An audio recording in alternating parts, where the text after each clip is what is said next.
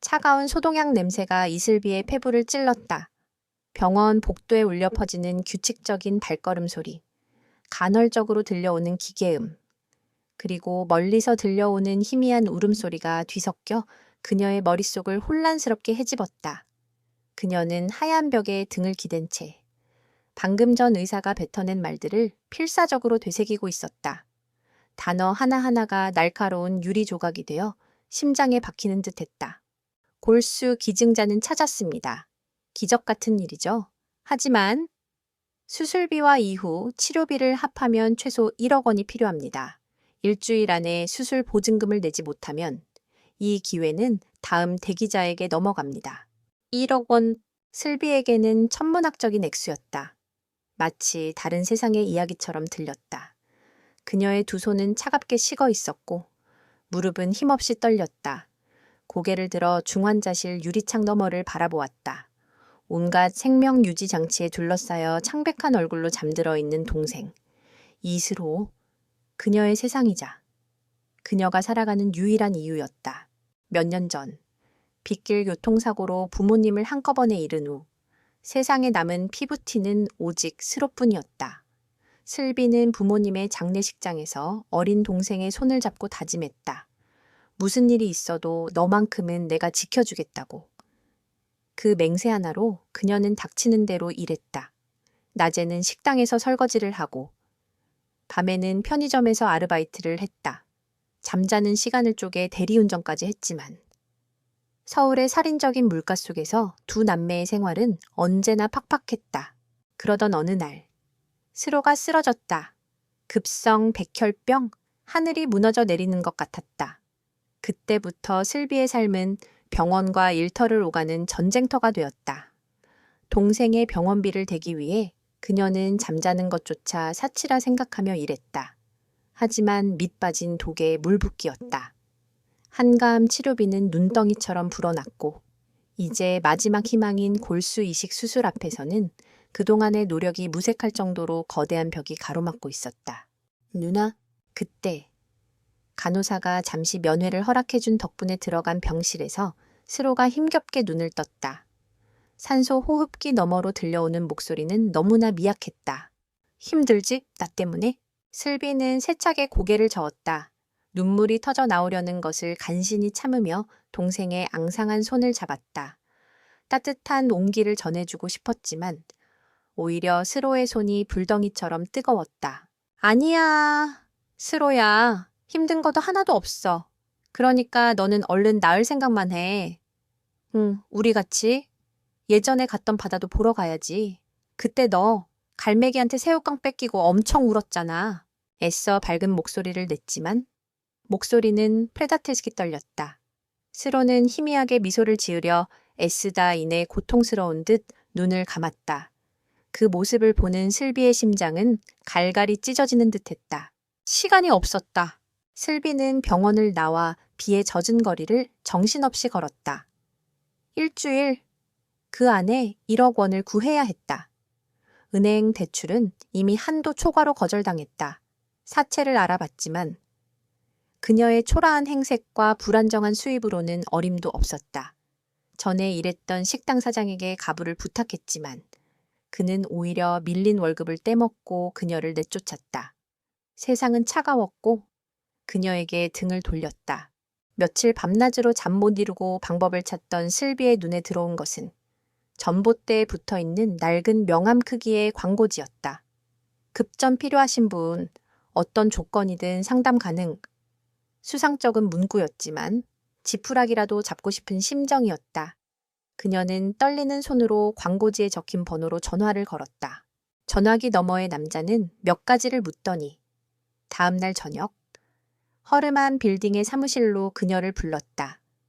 약속 장소에 도착한 슬비는 낡은 소파에 앉아 초조하게 손톱을 물어뜯었다.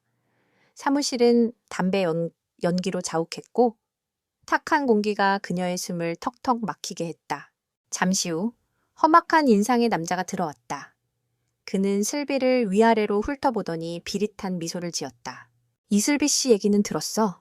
딱한 사정이더군. 근데 알다시피 세상에 공짜는 없어.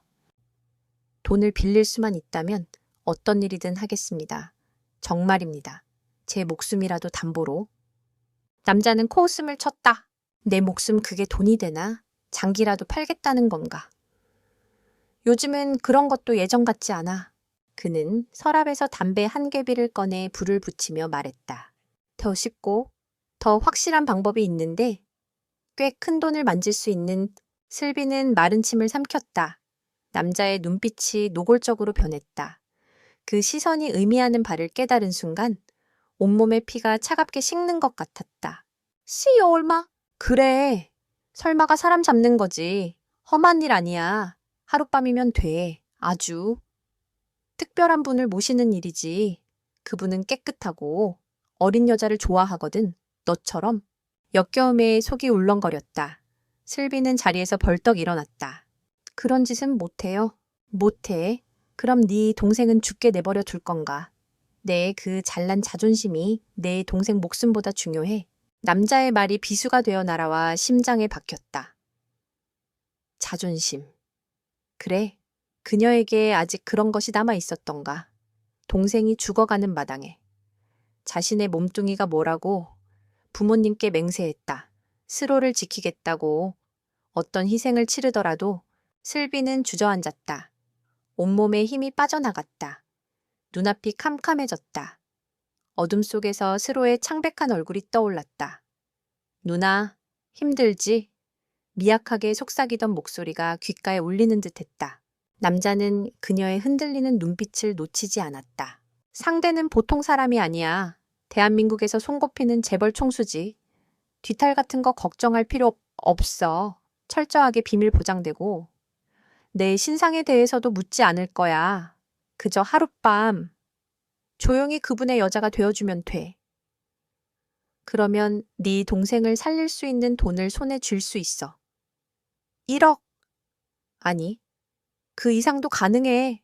재벌 총수, 비밀 보장, 하룻밤. 단어들이 그녀의 머릿속을 맴돌았다. 더럽고 추악한 거래였다. 자신의 영혼을 파는 것과 다름없었다. 하지만 그 대가는 스로의 생명이었다. 저울의 한쪽에는 자신의 존엄성이, 다른 한쪽에는 동생의 목숨이 놓여 있었다. 선택은 이미 정해져 있었다. 슬비는 천천히 고개를 들었다. 눈물로 흐려진 시야 너머로 남자의 비열한 미소가 보였다. 그녀는 이를 악물었다. 입술 안쪽에서 비릿한 피맛이 느껴졌다. 그녀는 목구멍까지 차오르는 절망과 수치심을 억지로 삼키며 갈라진 목소리로 간신히 대답했다. 하겠어요. 그 한마디를 내뱉는 순간 이슬비의 세상은 무너져 내렸다. 그녀는 더 이상 어제의 이슬비가 아니었다. 동생을 살리기 위해 그녀는 자신의 모든 것을 팔아넘기기로 결심한 것이다. 남자는 만족스러운 듯 고개를 끄덕였다. 그는 서류 몇 장을 내밀었다. 여기 서명해. 간단한 계약서야.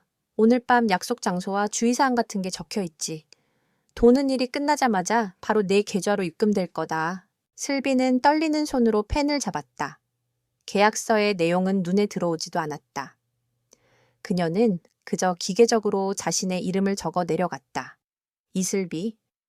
부모님이 지어주신 소중한 이름이 더러운 거래의 증거로 남는 순간이었다. 사무실을 나왔을 때 밤거리는 넌사인으로 휘황찬란했다. 사람들은 웃고 떠들며 거리를 활보했다. 그들의 행복한 모습이 슬비에게는 다른 세상의 풍경처럼 보였다. 자신만이 깊고 어두운 심해 속으로 가라앉고 있는 기분이었다. 그녀는 주머니 속에 낡은 핸드폰을 꺼내 스로의 사진을 보았다.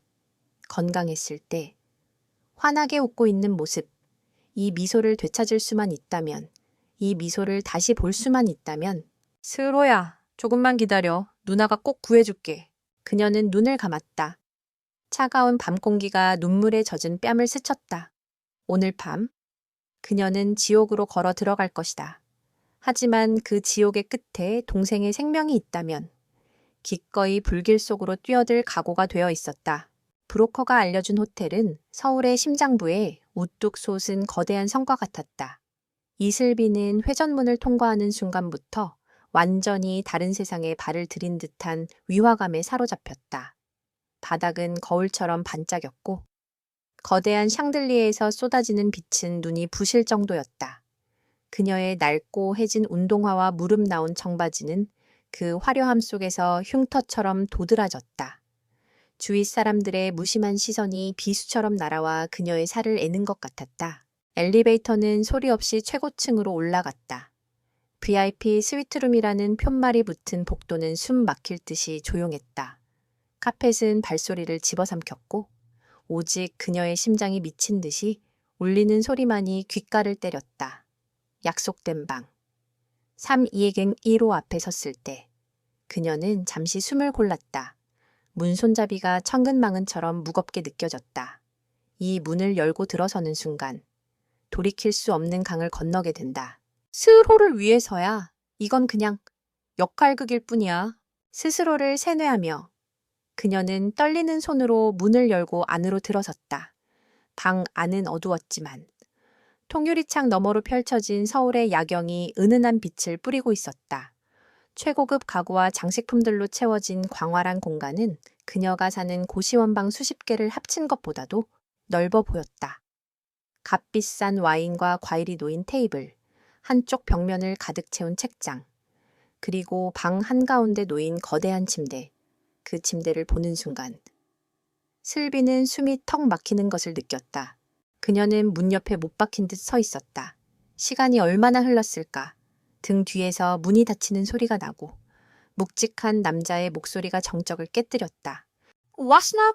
슬비는 화들짝 놀라 돌아보았다.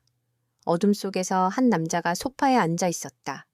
그는 그림자 속에 앉아 있었지만 그 존재감만은 공간 전체를 압도했다. 그가 천천히 몸을 일으켜 조명이 있는 곳으로 걸어 나왔을 때 슬비는 저도 모르게 숨을 삼켰다. 강태묵, TV나 잡지에서 스치듯 본 적 있는 얼굴이었다. 대한민국 경제를 움직이는 진성그룹의 총수. 그녀와는 다른 세상을 사는 하늘 위의 존재. 브로커가 말한 특별한 분이 바로 이 남자였다. 그는 상상했던 것보다 훨씬 젊고 차가웠으며 날카로운 인상을 주었다. 잘 재단된 검은색 셔츠는 그의 다부진 몸을 드러냈고 흐트러짐 없는 머리카락과 깊이를 알 수 없는 눈동자는 상대방을 얼어붙게 만드는 힘이 있었다. 그의 시선이 슬비의 머리부터 발끝까지 천천히 훑었다. 경멸이나 욕망이 담긴 시선은 아니었다. 마치 값비싼 물건의 흠집을 찾아내려는 감정사처럼 무감정하고 분석적인 눈빛이었다. 그 시선에 슬비는 벌거벗겨진 듯한 수치심을 느꼈다. 이리 와. 명령조의 짧은 말이었다. 슬비는 발이 바닥에 붙어버린 듯 움직일 수 없었다. 공포가 온몸을 올감했다. 그녀가 머뭇거리자 그의 미간이 미세하게 좁혀졌다. 나의 말 못 들었나? 그의 목소리에 실린 서늘한 기운에 슬비는 저도 모르게 움찔하며 그를 향해 몇 걸음 옮겼다. 한 걸음. 한 걸음이 지옥으로 향하는 길처럼 느껴졌다. 그와의 거리가 가까워질수록 값비싼 향수와 섞인 그의 채취가 코끝을 찔렀다. 그는 아무 말 없이 테이블 위에 놓인 와인 잔을 들었다. 그리고는 슬비의 손에 들려있던 낡은 에코백을 가리켰다. 그건 거기도... 슬비는 황급히 가방을 바닥에 내려놓았다. 가방 안에는 스로의 사진이 담긴 작은 액자가 들어있었다. 마지막 남은 자존심이자 이 모든 것을 견디게 해주는 부적과도 같은 것이었다. 강태무는 그녀의 턱을 가볍게 잡고 들어 올렸다. 저항할 수 없는 힘이었다. 그의 차가운 손가락이 닿는 순간 슬비는 온몸의 감각이 마비되는 것 같았다. 그의 눈이 그녀의 눈을 정면으로 들여다보았다. 공포에 질려 흔들리는 동공, 필사적으로 물고 있는 입술, 금방이라도 터져 나올 것 같은 눈물을 감추려는 가련한 자존심. 그의 눈에 잠시 아주 희미한 의외의 빛이 스쳐 지나갔다. 그는 돈 때문에 기꺼이 몸을 파는 수많은 여자들을 만나왔다. 그녀들은 노골적인 욕망을 드러내거나 계산적인 순종을 보이거나 혹은 지루한 연기를 했다. 하지만 이런 눈빛은 처음이었다. 모든 것을 포기한 듯한 절망 속에서도 결코 부서지지 않으려는 날카롭게 벼려진 칼날 같은 눈빛. 후회하나? 그가 처음으로 던진 질문이었다. 슬비는 대답하지 않았다. 대답할 수 없었다. 입을 여는 순간 참고 있던 모든 것이 무너져 내릴 것 같았다. 그녀는 그저 고개를 저었다. 후회하지 않아. 스로를 살릴 수만 있다면. 그녀의 침묵과 완강한 눈빛에 강태무는 더 이상 묻지 않았다. 그는 잡고 있던 턱을 놓고 한 걸음 뒤로 물러섰다. 그리고는 셔츠에 소매를 거두며 말했다. 시숍.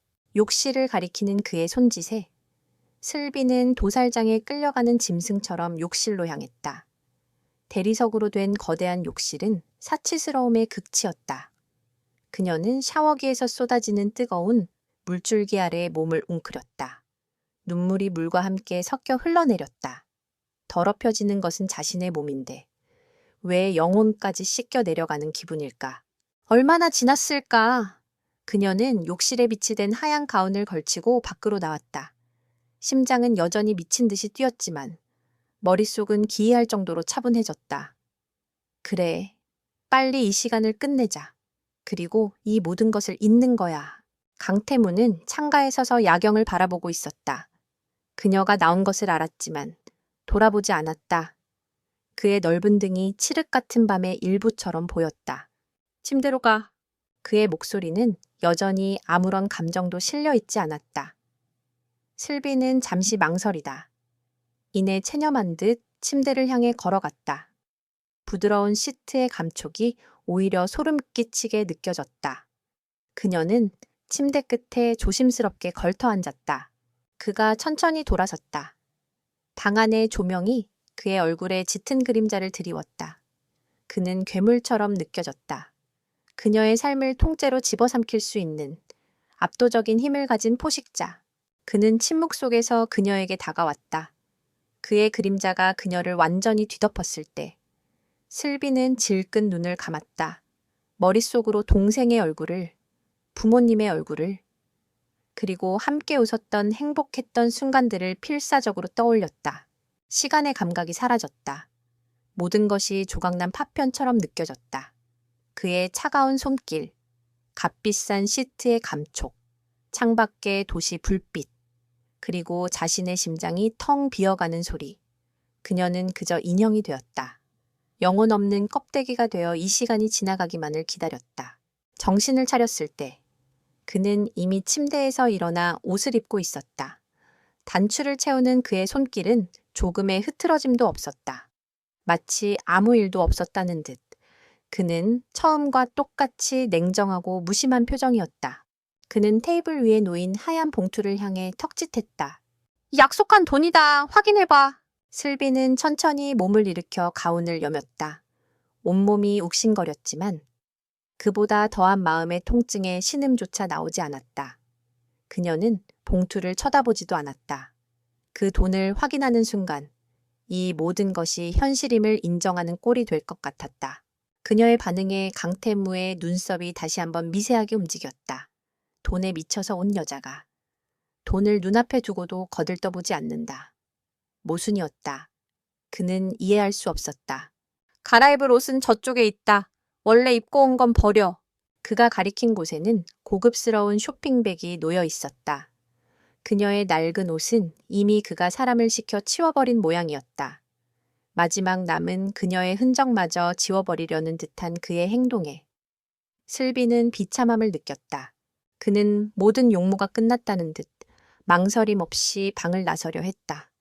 그때 슬비가 처음으로 입을 열었다. 잠깐만요.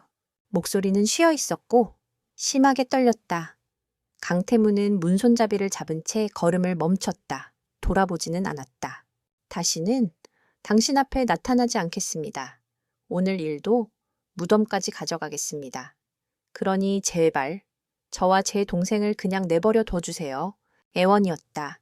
그녀가 할 수 있는 유일한 저항이었다. 강태무는 잠시 말이 없었다. 그의 침묵이 슬비를 더욱 불안하게 만들었다. 잠시 후 그는 아무 대답 없이 그대로 문을 열고 나가버렸다. 문이 닫히는 소리와 함께 방 안에는 다시 완벽한 정적이 찾아왔다. 긴장이 풀린 슬비의 몸이 그대로 무너져 내렸다. 그녀는 바닥에 주저앉아 소리 없이 울었다. 눈물은 하염없이 흘렀지만 슬픔을 느낄 감각조차 마모된 듯했다. 한참 후에야 그녀는 비틀거리며 일어나 쇼핑백 안에 옷으로 갈아입었다. 몸에 맞춘 듯 꼭 맞는 값비싼 원피스였다. 하지만 그녀에게는 죄수복처럼 느껴졌다. 테이블 위에 하얀 봉투를 집어 들었을 때 그 무게가 그녀의 영혼을 짓누르는 것 같았다. 호텔을 빠져나온 슬비는 새벽에 차가운 공기를 맞으며 정신없이 걸었다. 그녀의 계좌에는 약속된 금액보다 훨씬 많은 2억 원이 입금되었다는 문자가 와 있었다. 이제 스로를 살릴 수 있다. 하지만 그녀는 아무것도 느낄 수 없었다. 기쁨도, 안도감도 없었다. 그저 텅 빈 껍데기만 남아 도시의 새벽 속을 헤매고 있을 뿐이었다. 한편 호텔을 나온 강태무는 전용 차량의 뒷좌석에 몸을 실었다. 회장님, 댁으로 모실까요? 운전기사의 질문에 그는 대답 없이 눈을 감았다. 머릿속이 복잡했다. 하룻밤의 유흥, 그 이상도 이하도 아니었다. 언제나처럼 돈으로 욕망을 채우고 뒤돌아서면 잊어버리는 하찮은 일. 하지만 이상하게도 이번에는 달랐다. 그녀의 눈빛이 뇌리에서 떠나지 않았다. 절망 속에서도 결코 꺼지지 않던 그 형형한 빛, 자신을 경멸하면서도 무언가를 지키기 위해 모든 것을 감내하던 그 처절한 모습, 마지막 순간. 떨리는 목소리로 애원하던 그녀의 목소리가 귓가에 맴돌았다. 다시는 당신 앞에 나타나지 않겠습니다. 그는 자신도 모르게 입꼬리를 비틀었다. 과연 그럴까? 그는 눈을 떴다. 그의 눈동자는 이전에는 없던 차가운 소유욕과 집요한 흥미가 뒤섞여 일렁이고 있었다. 김 비서에게 연락해 오늘 밤 호텔에 왔던 여자. 뒷조사에 아주 자세하게 먼지 한 톨까지 전부 다 이스로의 수술은 성공적이었다. 무균실 유리창 너머로 회복 중인 동생의 모습을 확인한 순간 이슬비는 다리에 힘이 풀려 그대로 주저앉을 뻔했다. 며칠 밤낮으로 그녀를 짓누르던 거대한 바위가 사라지는 기분이었다. 의사는 앞으로의 경과를 지켜봐야 하지만 가장 큰 고비는 넘겼다고 말했다. 슬비는 의사의 손을 붙잡고 몇 번이고 허리를 숙여 감사 인사를 했다. 눈물이 뺨을 타고 흘러내렸지만 이번만큼은 절망의 눈물이 아니었다. 그날 이후 슬비의 세상은 오직 스로를 중심으로 돌아갔다. 그녀는 해오던 모든 아르바이트를 그만두고 24시간 동생의 곁을 지켰다. 매일 정해진 시간에 면회를 하고 스로가 먹을 수 있는 음식을 정성껏 만들어 배달했다. 병원비와 남은 생활비는 통장에 찍힌 거액의 돈으로 해결했다. 그 돈을 쓸 때마다 심장의 일부가 타들어가는 듯한 고통이 느껴졌지만 스로의 혈색이 하루가 다르게 돌아오는 것을 보며 애써 외면했다. 괜찮아. 이 돈은 스로를 살리기 위한 치료비일 뿐이야. 그 이상도 이하도 아니야. 그녀는 주문처럼 되뇌었다. 그날 밤의 기억을, 그 남자의 얼굴을, 그 차가운 감촉을 지워버리려 필사적으로 노력했다. 스로가 일반 병실로 옮겨진 후 그녀는 병원 한편에 마련된 보호자용 간이 침대에서 쪽잠을 자며 동생을 간호했다. 누나, 이제 일 안 가도 돼 돈은 의식을 되찾은 스로가 걱정스러운 듯 물었을 때 슬비는 미리 준비해둔 거짓말을 능숙하게 내뱉었다. 전에 일했던 식당 사장님이 사정이 딱하다면서 퇴직금을 두둑하게 챙겨주셨어. 그리고 아빠가 예전에 들어놓으신 보험도 있었고 그러니까 돈 걱정은 하지 마. 동생은 순진하게 고개를 끄덕였다. 그 순수한 눈빛을 마주할 때마다 슬비는 날카로운 죄책감에 심장이 찔리는 듯했다. 그녀는 더러운 거짓말로 동생의 생명을 샀다. 이 죄는 평생 그녀의 영혼에 주홍글씨처럼 새겨질 터였다. 슬비는 일상으로 돌아가려 애썼다. 병원 복도를 오가며 다른 보호자들과 인사를 나누고 스로에게 책을 읽어주며 웃음을 되찾은 것처럼 행동했다. 하지만 밤이 되면 어김없이 악몽이 찾아왔다. 어둡고 호화로운 호텔방, 자신을 내려다보던 무감정한 눈동자, 영혼까지 얼어붙게 만들던 그의 차가운 목소리. 그녀는 비명을 지르며 잠에서 깨기 일쑤였고 그때마다 차가운 식은땀에 온몸이 젖어 있었다. 그녀는 그날 이후로 많은 것이 변했다. TV 뉴스에 재개 소식이 나오면 자신도 모르게 채널을 돌렸다. 고급스러운 옷이나 자동차를 보면 역겨움에 속이 울렁거렸다. 낯선 남자가 조금이라도 가까이 다가오면 온몸이 경직되었다. 그녀의 시간은 그날 밤에 멈춰버린 듯했다. 한편 진성그룹 회장실 강태무는 김 비서가 내민 서류를 무표정하게 넘기고 있었다. 서류의 제목은 이슬비 관련 조사 보고서. 김 비서는 대한민국 최고의 정보팀을 동원해 단 하루 만에 그녀의 모든 것을 파헤쳐 왔다.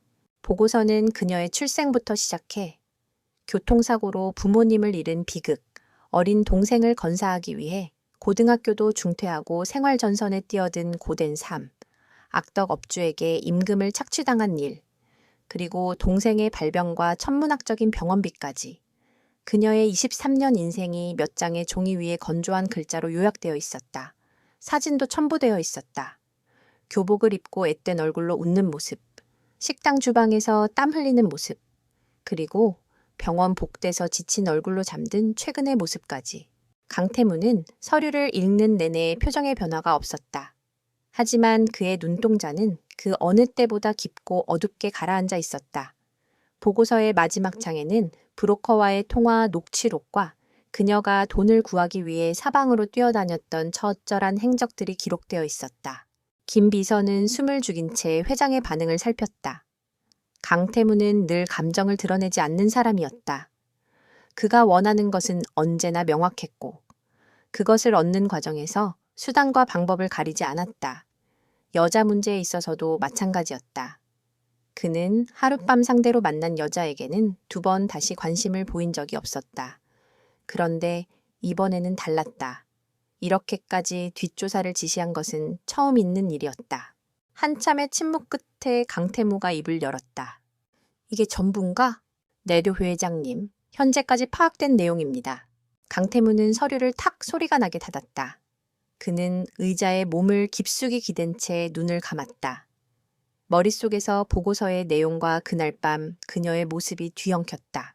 그녀의 눈빛, 모든 것을 잃은 사람의 절망과 그럼에도 무언가를 지키기 위해 마지막까지 버티는 도끼가 공존하던 그 기묘한 눈빛, 그 눈빛의 의미를 이제야 알 것 같았다.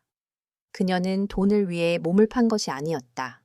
동생의 목숨을 위해 자신의 모든 것을 제물로 바친 것이었다. 그는 수많은 인간 군상을 봐왔다. 돈과 권력 앞에서는 비굴하게 무릎 꿇고 온갖 아첨을 떨며 자신의 이익을 탐하는 자들, 진심이란 찾아볼 수 없는 위선과 거짓으로 가득 찬 세상. 그 속에서 그는 모든 것을 가졌지만 단 한 번도 진실된 무언가를 본 적이 없었다. 그런데 이 여자, 이슬비는 달랐다. 그녀는 그가 가진 돈과 권력을 경멸했다. 오히려 그것으로부터 필사적으로 도망치려 했다. 그녀의 세상에는 오직 동생을 지켜야 한다는 단 하나의 순수한 진실만이 존재했다. 기묘한 감정이 그의 안에서 꿈틀거리기 시작했다. 처음에는 하룻밤 유흥의 대가로 겪는 찝찝함이라 생각했다. 그 다음에는 그녀의 처지에 대한 일말의 동정심이라 여겼다. 하지만 아니었다. 이것은 그보다 훨씬 더 원초적이고 지독한 감정이었다.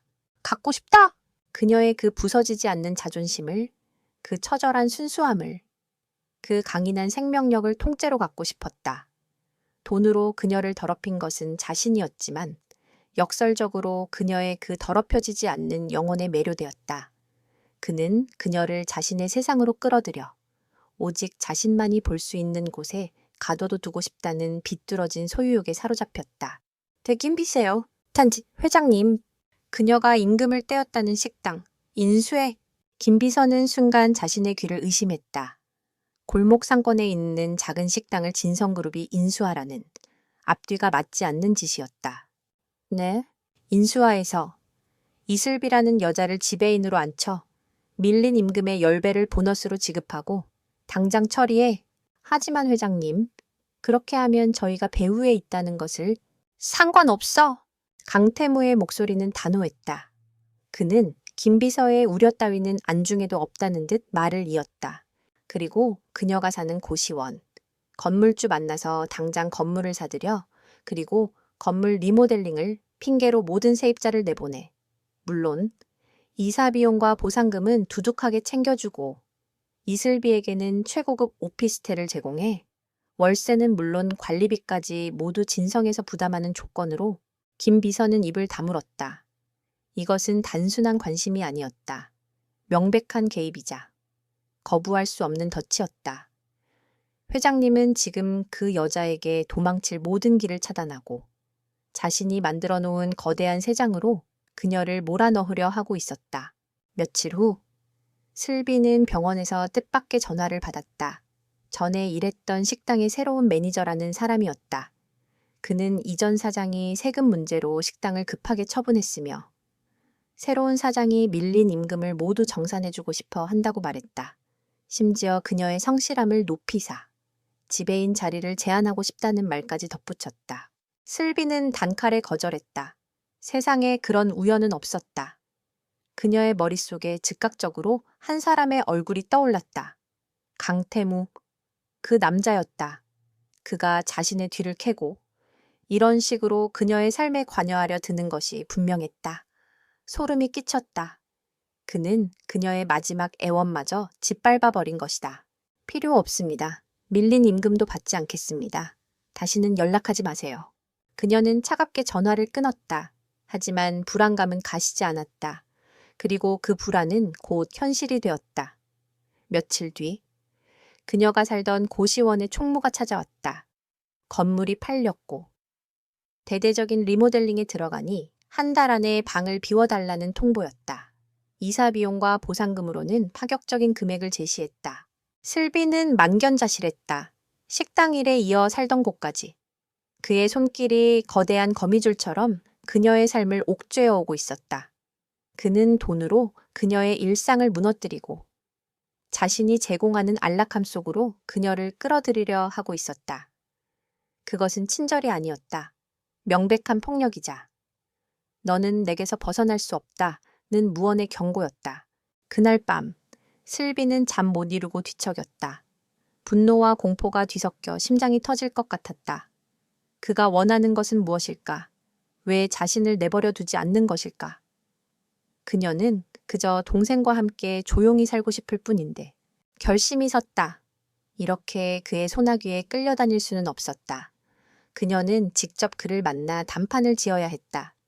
다시는 엮이고 싶지 않은 남자였지만 피하는 것만이 능사는 아니었다. 다음 날 슬비는 수소문 끝에 진성그룹 본사 앞으로 찾아갔다. 거대한 빌딩은 하늘을 찌를 듯이 솟아 있었고 수많은 사람들이 바쁘게 오가고 있었다. 그녀는 그 앞에서 한없이 작아지는 자신을 느꼈다. 하지만 물러설 수 없었다. 그녀는 입술을 깨물고 굳은 결심과 함께 빌딩의 회전문을 통과했다. 진성그룹 본사 1층 로비는 거대한 대리석 궁전과 같았다. 이슬비는 주변을 압도하는 위압감에 잠시 숨을 멈췄다. 최고급 정장을 차려입은 사람들이 무표정하게 오갔고 그들 중 누구도 그녀의 초라한 행사에게 눈길 한 번 주지 않았다. 그녀는 이 거대한 기계의 톱니바퀴들 사이에서 길을 잃은 작은 먼지처럼 느껴졌다. 그녀는 안내 데스크로 다가가 용기를 내어 말했다.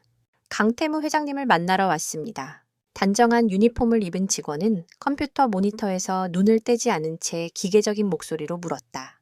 약속은 하셨습니까? 아니요. 하지만 꼭 전해야 할 말이 있습니다. 회장님은 약속 없이 외부인을 만나지 않으십니다. 용무가 있으시면 비서실을 통해 정식으로 절차를 밟아주십시오. 직원의 목소리에는 일말의 감정도 실려 있지 않았다. 예상했던 반응이었지만 가슴이 답답해졌다. 슬비는 물러서지 않았다. 그럼 제가 왔다고 전해주시기만이라도 해주세요. 이슬비라는 사람이 찾아왔다고? 죄송하지만 불가능합니다. 돌아가 주십시오. 직원은 더 이상 상대할 가치도 없다는 듯 고개를 돌려버렸다. 그때였다. 슬비의 등 뒤에서 덩치 큰 보안 요원 2명이 다가와 그녀의 양팔을 잡으려 했다. 아가씨, 여기서 이러시면 안 됩니다. 조용히 나가주시죠. 슬비가 저항하려던 순간 안내 데스크에 전화벨이 울렸다. 전화를 받은 직원의 얼굴이 하얗게 질렸다. 그녀는 허둥지둥 수화기를 내려놓고 보안 요원들을 향해 다급하게 손짓했다. 잠깐, 회장님께서 만나시겠답니다. 로비에 있던 모든 사람들의 시선이 순간 슬비에게로 쏠렸다. 방금 전까지 무시당하던 초라한 행사에게 여자를 대한민국 재계의 제왕이 직접 만나겠다는 이례적인 상황. 보안 요원들은 어리둥절한 표정으로 슬비의 팔을 놓았다. 직원은 떨리는 목소리로 그녀에게 말했다. 최고층으로 가는 전용 엘리베이터로 안내해 드리겠습니다. 강태무는 자신의 사무실에 있는 거대한 모니터를 통해 로비에서 벌어지는 모든 상황을 지켜보고 있었다. CCTV 화면 속 작은 체구의 여자는 수많은 사람들 속에서도 결코 위축되지 않았다. 오히려 자신을 막아서는 세상 전체와 맞서 싸우려는 듯 굳건히 서 있었다. 그 모습에 그는 또다시 흥미를 느꼈다. 그가 손을 쓰기도 전에 스스로 자신을 찾아온 것이다. 도망치기는커녕 호랑이 굴로 직접 걸어 들어온 셈이었다. 엘리베이터가 열리고 비서의 안내를 받아들어선 회장실은 그녀가 갔던 호텔. 스위트룸보다 더 넓고 사치스러웠다. 한쪽 벽면 전체가 유리로 되어 있어 서울 시내가 한눈에 내려다 보였다.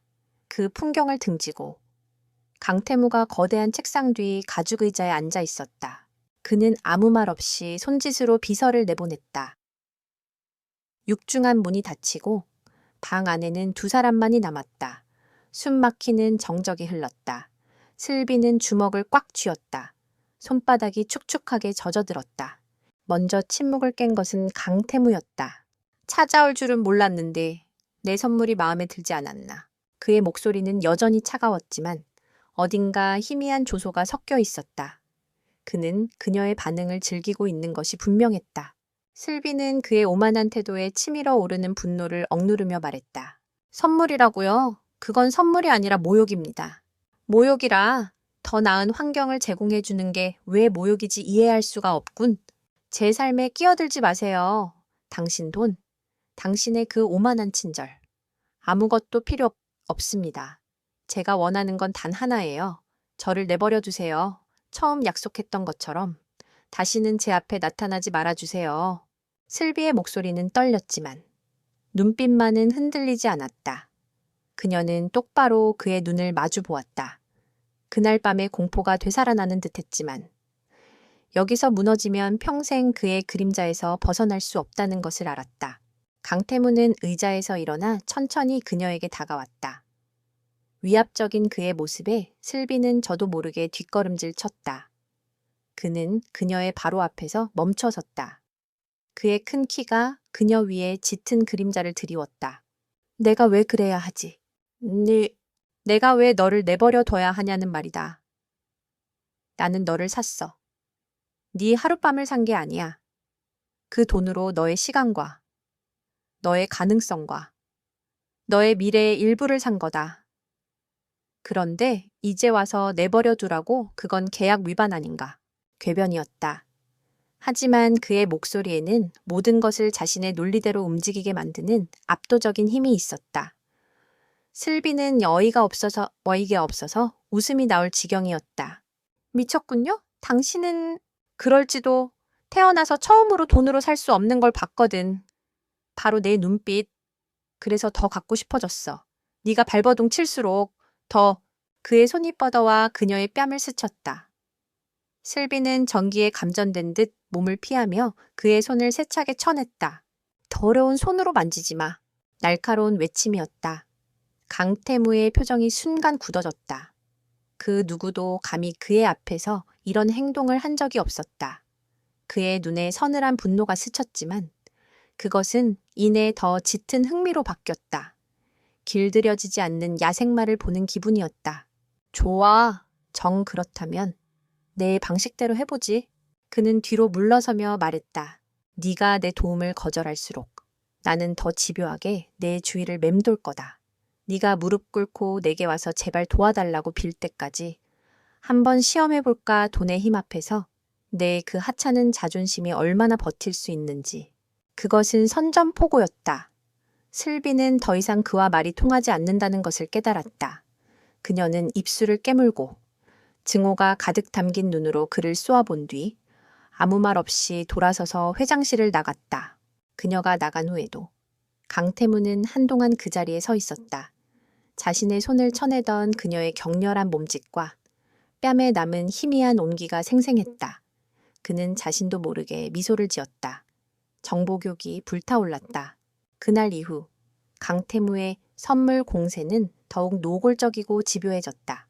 다음 날 아침, 슬비가 병원으로 가기 위해 고시원을 나서자 검은색 세단 한 대가 그녀의 앞에 멈춰 섰다. 운전기사는 정중하게 인사하며 회장님께서 병원까지 편하게 모시라고 하셨다고 말했다. 슬비는 차를 무시하고 그대로 버스 정류장까지 걸어갔다.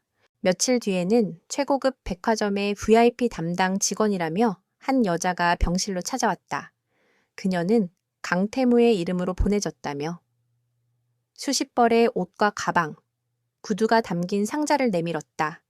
슬비는 그 자리에서 모든 물건을 복도로 내놓으며 당장 가져가지 않으면 쓰레기장에 버리겠다고 소리쳤다.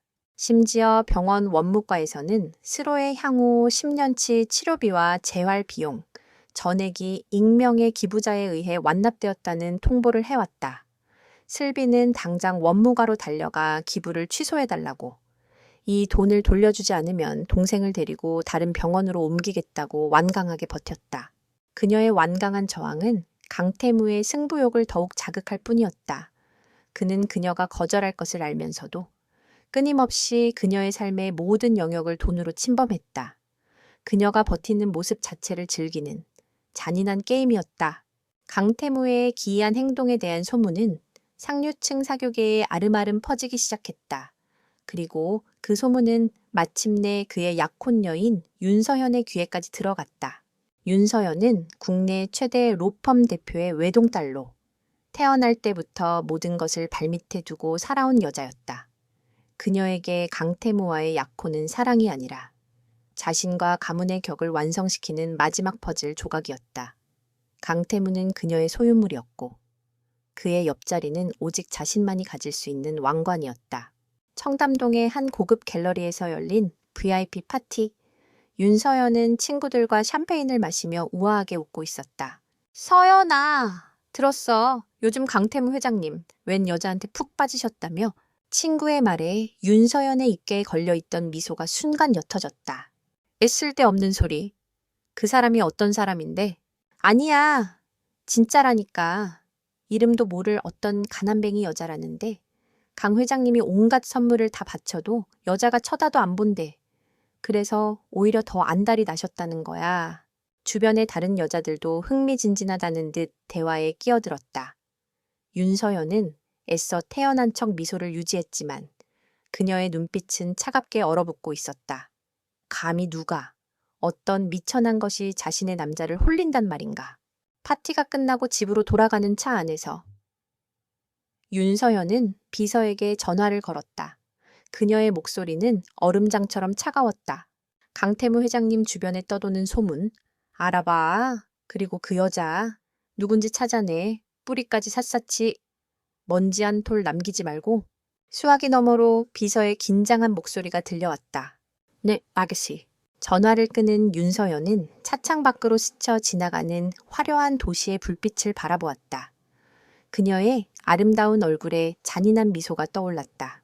어디서 굴러먹던 벌레인지는 모르겠지만 감히 내 것을 넘봤으면 밟혀 죽을 각오는 해야지. 이슬비를 향한 또 다른 폭풍이 어둡고 끈적한 그림자를 들이우며 조용히 다가오고 있었다. 강태무는 불쾌했다. 태어나서 처음 겪어보는 종류의 불쾌함이었다. 그는 원하는 것은 무엇이든 가질 수 있었다. 돈으로, 권력으로, 혹은 약간의 위협으로. 세상은 그의 발밑에서 움직이는 거대한 체스판과 같았고 그는 단 한 번도 게임에서 져본 적이 없는 플레이어였다. 그런데 이슬비라는 이름의 이 작은 말 하나가 그의 모든 계산을 무너뜨리고 있었다. 그녀는 그의 모든 호의를 경멸했고 그의 모든 선물을 모욕으로 치부했다. 그녀의 저항은 그의 오기를 자극했지만 동시에 그의 마음 한구석을 불편하게 만들었다. 마치 단단한 벽에 계속해서 주먹을 내지르고 있는데 아픈 것은 벽이 아니라 자신의 손인 것 같은 기분이었다. 회장님, 이슬비 씨가 또 선물을 반송했습니다. 병원 측에도 다시 한번 강력하게 기부 철회를 요청했다고 합니다. 김 비서의 보고에 강태무는 마른 세수를 했다. 그의 책상 위에는 그녀가 돌려보낸 선물들의 목록이 쌓여 있었다. 최고급 의류, 보석, 자동차 키, 심지어 그녀의 동생을 위한 최고 재활병원의 입원 확인서까지. 그녀는 그가 내미는 모든 것을 미련 없이 내던졌다. 도대체 뭐가 문제지? 돈이 부족한가? 아니면 내가 주는 방식이 마음에 안 드는 건가? 그의 질문에 김 비서는 잠시 망설이다. 조심스럽게 입을 열었다. 회장님, 혹시 이슬비 씨에게 그 모든 것들이 선물이나 호의가 아니라 그날 밤의 연장선처럼 느껴지는 것은 아닐까요? 강태무의 미간이 좁혀졌다. 연장선이라니. 회장님께서는 돈으로 그녀를 사셨습니다. 그런데 지금도 계속해서 돈으로 무언가를 주려고 하십니다. 어쩌면 이슬비 씨에게는 회장님의 모든 행동이 나는 여전히 너를 돈으로 살 수 있다는 메시지로 들릴지도 모릅니다. 그녀가 지키려는 것은 가난한 삶이 아니라 돈에 팔리지 않는 자신만의 존엄성일지도 모릅니다. 김 비서의 말은 정곡을 찔렀다. 강태무는 한 번도 그런 식으로 생각해 본 적이 없었다. 그는 그저 자신이 가진 가장 강력한 무기인 돈을 휘두르고 있었을 뿐이다. 그에게 돈은 모든 문제의 해결책이자 모든 관계의 시작점이었다. 하지만 그녀에게는 돈이 바로 문제의 근원이자 굴욕의 상징이었다. 그는 처음으로 자신의 방식이 틀렸을 수도 있다는 것을 인정해야 했다. 그녀의 자존심의 벽을 무너뜨리려면 그가 가진 가장 강력한 무기를 버려야만 했다. 돈과 권력이라는 갑옷을 벗고 맨몸으로 그녀 앞에 서야 했다. 하지만 어떻게 그에게는 너무나 낯선 방식이었다. 그의 고민이 깊어질 무렵 이슬비에게는 또 다른 그림자가 들이우고 있었다. 그녀가 동생을 살리기 위해 마지막 수단을 쓰기 전 급한 병원비를 해결하기 위해 손을 댔던 소액 사채였다. 당시에는 500만 원이라는 비교적 적은 금액이었지만 살인적인 이자가 붙어 눈덩이처럼 불어나 있었다. 슬비는 강태무에게 받은 돈의 일부로 그 빚을 먼저 갚으려 했지만 그들은 원금 상환을 거부하며 계속해서 이자만을 요구했다. 그들은 슬비의 동생이 거액의 수술을 받았다는 사실을 용케 알아내고는 그녀에게 숨겨둔 큰돈이 있을 거라 확신했다. 그리고 마침내 본색을 드러냈다. 그날 저녁, 슬비가 잠시 저녁거리를 사기 위해 병원 밖으로 나왔을 때였다. 인적이 드문 골목길에서 건장한 남자 2명이 그녀의 앞을 막아섰다.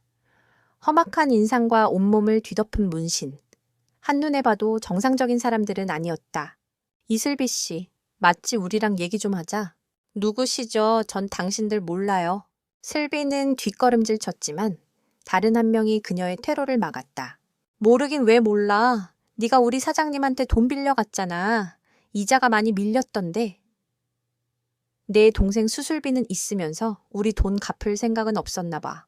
남자가 비릿하게 웃으며 말했다. 공포가 슬비의 온몸을 휘감았다. 돈은? 갚겠다고 했잖아요. 원금을 전부 갚을 테니 제발.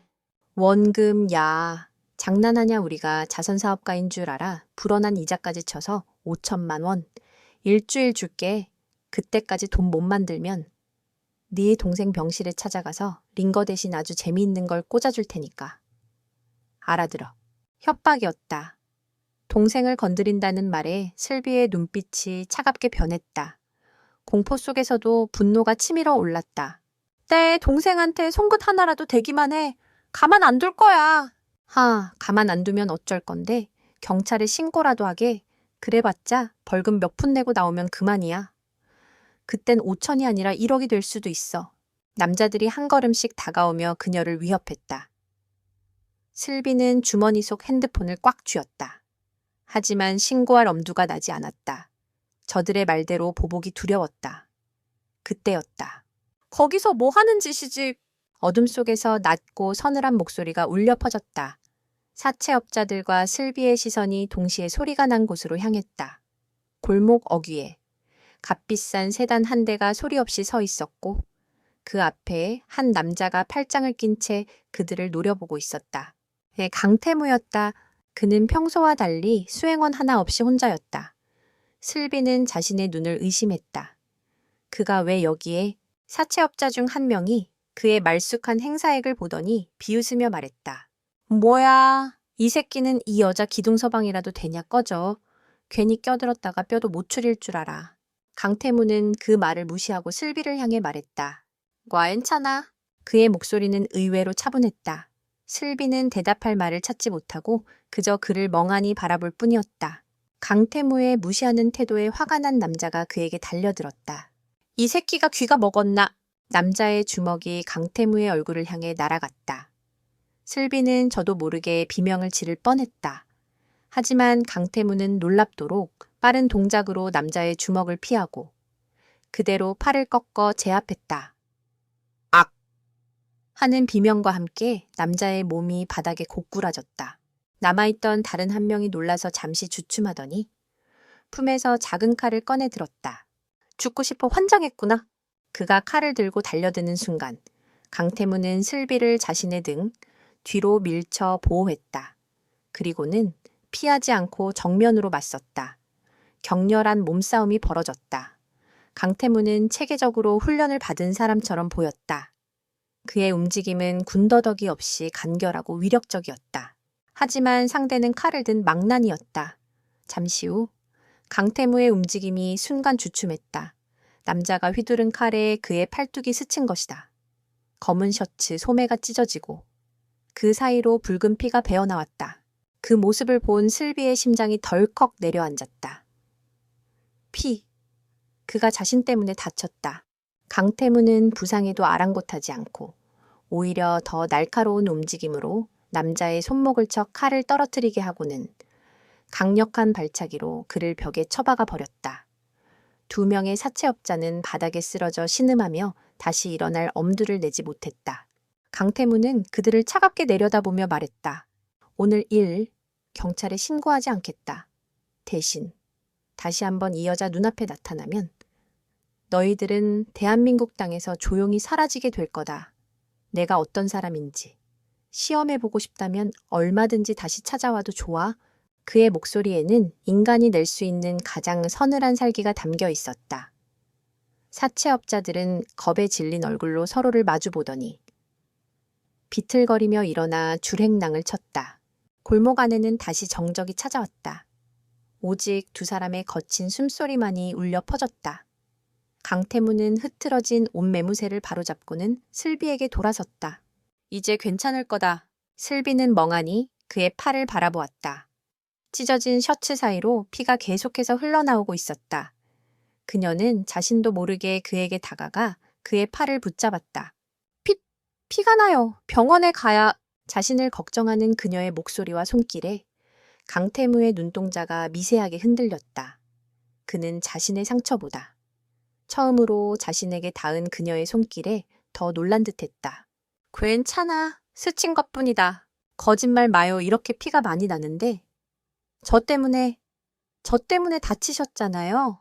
그녀의 목소리가 울먹임에 젖어들었다. 왜인지는 몰랐다. 증오해야 할 남자였다. 자신의 삶을 망가뜨린 원흉이었다. 그런데 그가 자신을 위해 피를 흘리는 모습을 보자 심장이 무너져 내리는 것 같았다. 강태무는 그런 그녀를 잠시 말없이 내려다보았다. 그의 눈빛은 그 어느 때보다 깊고 진지했다. 왜 이런 짓을 하세요? 돈으로 해결할 수도 있었잖아요. 왜 직접? 슬비의 질문에 그는 잠시 침묵하다가 나지막이 대답했다. 내가 싫어할 것 같아서. 예상치 못한 대답이었다. 돈으로 해결하는 것을. 그녀가 싫어할 것 같아서 직접 몸을 던져 싸웠다고. 그의 말에는 어떤 계산이나 오만함도 담겨 있지 않았다. 그저 서툴지만 진심이 담긴 한마디였다. 슬비는 할 말을 잃었다. 그녀는 혼란스러운 눈으로 그를 바라보았다. 차갑고 오만하고 모든 것을 돈으로만 해결하려던 남자. 자신을 소유물처럼 대하던 남자. 그 모습 뒤에 가려져 있던 지금 눈앞에 이 남자는 대체 누구일까? 그녀의 마음을 굳게 닫고 있던 얼음벽에 아주 작지만 선명한 균열이 생기기 시작했다. 이슬비는 결국 강태무를 자신의 좁은 고시원방으로 데려왔다. 병원 응급실로 가자는 그녀의 성화에 그는 이 정도 상처로 병원은 무슨 시끄러워지는 건 딱 질색이다 라며 완강히 버텼다. 그의 고집을 꺾을 수 없었던 슬비는 울며 겨자 먹기로 근처 약국에서 구급상자를 사서 자신의 거처로 향했다. 그의 값비싼 세단이 허름한 고시원 골목에 서 있는 것만으로도 비현실적인 풍경이었다. 방 안은 한 사람이 겨우 누울 수 있을 정도로 비좁았다. 낡은 책상과 옷가지 몇 개가 전부인 공간. 강태무는 자신의 세상과는 너무나도 다른 그곳을 말없이 둘러보았다. 이 작고 초라한 공간에서 그녀가 버텨왔을 시간들이 어렴풋이 그려졌다. 슬비는 서툰 솜씨로 그의 셔츠 소매를 걷어 올렸다. 생각보다 상처는 깊었다. 붉게 벌어진 상처 주위로 피가 엉겨붙어 있었다. 그녀는 떨리는 손으로 소독솜을 집어들었다. 때 따가울 거예요. 조금만 참으세요. 그녀의 작은 손이 상처 주변을 조심스럽게 닦아낼 때 강태무는 저도 모르게 숨을 참았다. 소독약의 아픔보다. 그의 팔에 닿는 그녀의 부드러운 손길과 코끝을 스치는 은은한 샴푸 향이 그의 모든 신경을 자극했다. 그는 처음으로 한 여자와 이렇게 가까이 아무런 계산이나 욕망 없이 마주 앉아 있었다. 치료를 하는 동안 둘 사이에는 아무런 대화도 오가지 않았다. 어색한 침묵 속에서 오직 슬비의 서툰 손놀림과 그녀의 숨소리만이 들려올 뿐이었다. 붕대를 다 감은 슬비는 안도의 한숨을 내쉬며 고개를 들었다. 그 순간 그녀의 시선은 자신을 빤히 내려다보고 있는 그의 깊은 눈동자와 마주쳤다. 그의 눈빛은 더 이상 차갑거나 오만하지 않았다. 그 안에는 슬비가 지금껏 한 번도 보지 못했던 복잡하고 미묘한 감정이 담겨 있었다. 슬비는 당황하며 황급히 시선을 피했다. 어색한 분위기를 깨기 위해 그녀는 아무 말이나 내뱉었다. 왜 저를 도와주신 거예요, 그 사채업자들. 제가 알아서 할 수 있었어요. 알아서 해칼든 놈들 앞에서 네가 뭘 할 수 있었다는 거지. 그의 목소리는 다시 평소의 냉정함을 되찾은 듯했다. 당신과는 상관없는 일이잖아요. 상관없는 일이라고 생각하지 않았으니까. 그의 대답에 슬비는 다시 할 말을 잃었다. 그는 늘 이런 식이었다. 무심하게 툭 던지는 한마디가 그녀의 마음을 송두리째 흔들어 놓았다. 증오해야 하는데, 밀어내야 하는데. 자꾸만 그의 다른 모습이 그녀의 방어벽을 허물고 있었다. 강태무는 자리에서 일어섰다. 좁은 방 안에서 그의 큰 키는 더욱 압도적이었다. 그는 방 안을 둘러보다 책상 위에 놓인 작은 액자를 발견했다. 환하게 웃고 있는 남매의 사진이었다. 동생인가? 네. 많이 나스나 대역부네요. 슬비는 자신도 모르게 대답하고는 입술을 깨물었다. 그의 돈 덕분에 동생이 살았다는 사실을 인정하고 싶지 않았는데 진심이 튀어나와 버렸다. 강태무는 액자에서 눈을 떼고 다시 그녀를 바라보았다. 이제 그만 돌아가 주세요. 늦었어요. 내일 아침 병원으로 데리러 오겠다. 됐어요. 저 혼자 갈 수 있어요. 마영령이다. 그는 더 이상 반박할 여지를 주지 않고 그대로 방을 나섰다. 문이 닫히고 방 안에는 다시 슬비 혼자 남았다. 그녀는 그가 앉아있던 자리를 멍하니 바라보았다. 그의 천이 아직 남아있는 듯했다. 혼란스러웠다. 그녀의 심장은 더 이상 그녀의 통제를 벗어나 멋대로 뛰고 있었다. 한편 윤서연은 사설정보원을 통해 이슬비의 뒷조사를 마친 상태였다. 그녀의 손에는 강태무의 비서가 조사했던 것보다 훨씬 더 지독하고 악의적인 내용이 담긴 보고서가 들려 있었다. 이슬비의 가난한 환경, 동생의 병, 그리고 결정적으로 그녀가 동생의 수술비를 위해 몸을 팔았던 그날 밤의 정황까지 보고서를 읽어내리는 윤서연의 입가에 경멸적인 미소가 걸렸다. 겨우 이런 천박한 계집애였다니. 태무 씨도 취향 한번 독특하시네. 그녀는 강태무가 그런 여자에게 빠졌다는 사실보다 그런 여자 때문에 자신의 완벽한 계획에 흠집이 생겼다는 사실에 더 분노했다. 이슬비는 그녀의 자존심에 대한 모욕이자 그녀의 미래에 놓인 장애물이었다. 반드시 치워버려야 했다. 그녀는 즉시 계획을 세웠다. 이슬비를 조용히 처리하는 것은 간단했다. 돈으로 협박하거나 사람을 시켜 겁을 줄 수도 있었다. 하지만 윤서연은 그런 시시한 방법을 원하지 않았다. 그녀는 이슬비가 가진 유일한 무기인 가련한 피해자라는 이미지를 산산조각내고 그녀의 자존심을 대중 앞에서 짓밟아 다시는 재기할 수 없도록 만들고 싶었다. 그리고 동시에 강태무에게 경고를 보내고 싶었다. 감히. 윤서연의 것을 넘보는 자의 말로가 얼마나 비참한지를. 그녀의 계획은 치밀하고 잔인했다. 첫 단계는 언론을 이용하는 것이었다. 그녀는 평소 관리해오던 연예부 기자에게 연락했다. 박 기자, 재밌는 특종거리 하나 줄까요? 며칠 후 인터넷 연예 매체에 익명의 기사 하나가 올라왔다. 단독 재벌 3세 K씨. 알고 보니 병든 동생 둔 현대판 신데렐라에게 푹 빠져. 기사는 강태무와 이슬비를 노골적으로 겨냥하고 있었다. KA라는 이니셜을 썼지만 누가 봐도 진성그룹의 강태무임을 알 수 있었다. 기사는 이슬비를 가난하지만 꿋꿋하게 아픈 동생을 돌보는 착한 소녀로 묘사하면서도 교묘하게 그녀가 재벌을 유혹해 신분 상승을 노리는 꽃뱀이라는 뉘앙스를 풍겼다. 기사는 삽시간에 퍼져나갔다. 대중들은 드라마 같은 이야기에 열광했다. 현대판 신데렐라의 등장에 응원을 보내는 사람들도 있었지만 대부분은 결국 돈 보고 꼬리치는 거 아니냐며 악의적인 댓글을 쏟아냈다. 슬비는 병원에서 동생을 간호하다가 우연히 그 기사를 접했다. 핸드폰 화면 속 자신의 이야기가 활자화되어 있는 것을 본 순간 세상이 무너지는 것 같았다. 그녀의 가장 아픈 상처와 비밀이 온 세상에 까발려졌다.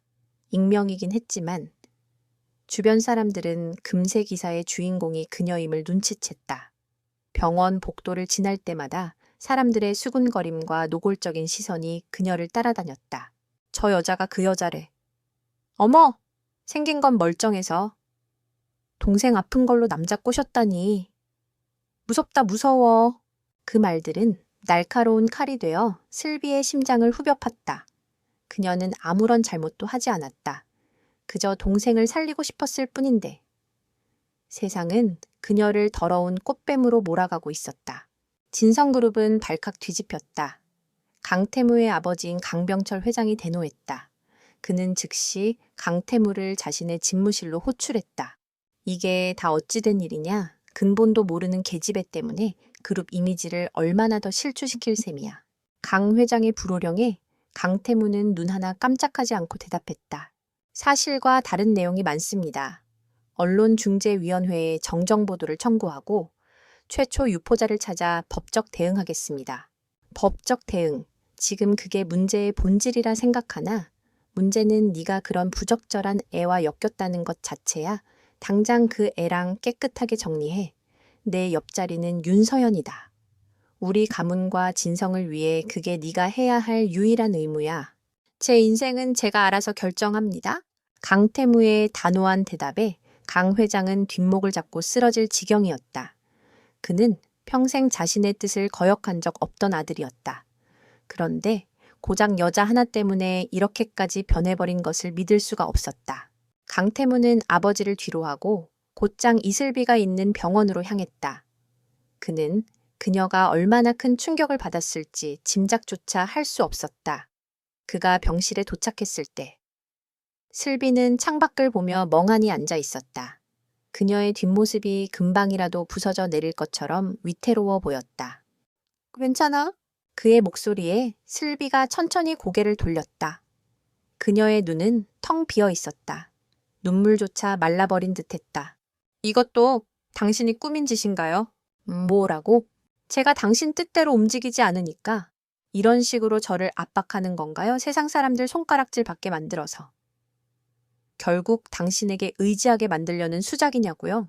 그녀의 목소리는 분노와 절망으로 가득 차 있었다. 강태무는 가슴이 철렁 내려앉았다. 그녀가 자신을 오해하고 있었다. 아니야, 내가 한 짓이 아니야. 그럼 누구죠? 당신 말고 누가 제 인생에 이렇게 깊이 관여할 수 있는데요. 나를 믿어. 내가 해결할게. 널 이렇게 만든 놈. 반드시 찾아내서 대가를 치르게 할 거야. 그는 그녀의 어깨를 잡았다. 하지만 실비는 그의 손을 뿌리쳤다. 필요 없어요. 당신이 나서는 순간. 모든 게 더 엉망이 될 뿐이에요. 제발, 그냥 저를 내버려둬요. 당신을 만난 후로 제 인생은 하루도 조용한 날이 없어요. 당신은 저한테 재앙이에요. 재앙. 그 한마디가 강태무의 심장에 비수처럼 꽂혔다. 그는 그녀를 지키고 싶었다. 그런데 그의 존재 자체가 그녀를 고통스럽게 만들고 있었다. 그는 아무 말도 하지 못하고 그저 굳어버렸다.